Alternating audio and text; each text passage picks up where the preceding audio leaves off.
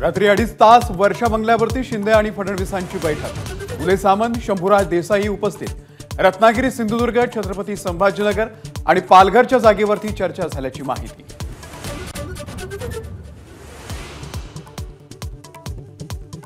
राष्ट्रवादी शरदचंद्र पवार गटाची आज पहिली यादी जाहीर होणार।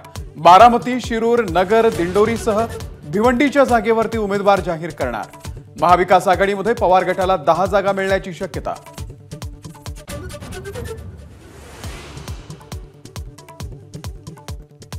महाविकास आघाडीमधील वादग्रस्त जागांवरती मैत्रीपूर्ण लढती करण्याचा काँग्रेस नेत्यांचा सूर। ठाकरे गटानं तात्काळ फेटाळला काँग्रेसचा प्रस्ताव।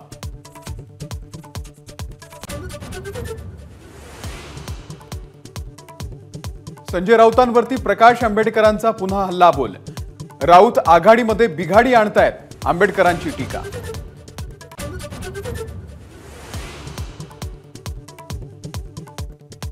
प्रकाश आंबेडकरांना महाविकास आघाडीकडून काहीही मिळणार नाही, युती करण्यास आम्ही आजही तयार।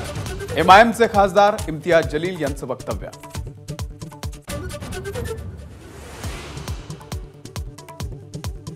मनोज जरांगेंची आज अंतरवाली सराटीमध्ये बैठक। लोकसभा निवडणुकीविषयी समाजाची राजकीय भूमिका स्पष्ट करणार।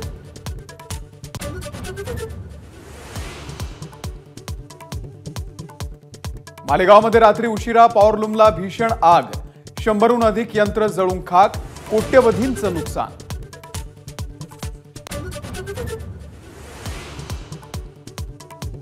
अकोला आणि बुलढाणा जिल्ह्यामध्ये अवकाळी पावसाच्या सरी। संत्र्यासह ज्वारी पिकाचंही मोठं नुकसान। पुढचे 2 दिवस अवकाळीचं वातावरण राहणार।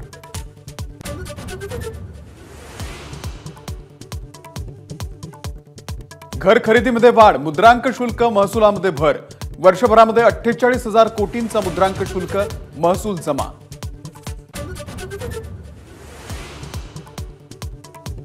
मुंबईमधील वांद्रे वरळी सी लिंकचा टोल वाढला।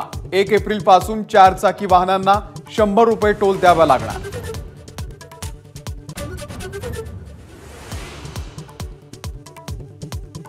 भारतरत्न पुरस्कार प्रदान सोहळा आज नवी दिल्लीमध्ये पार पडणार। पी.व्ही. नरसिंहराव, चौधरी चरण सिंह आणि कर्पूरी ठाकूर यांचे कुटुंबीय पुरस्कार स्वीकारणार, तर अडवाणींना उद्या निवासस्थानी जाऊन पुरस्कार प्रदान करणार।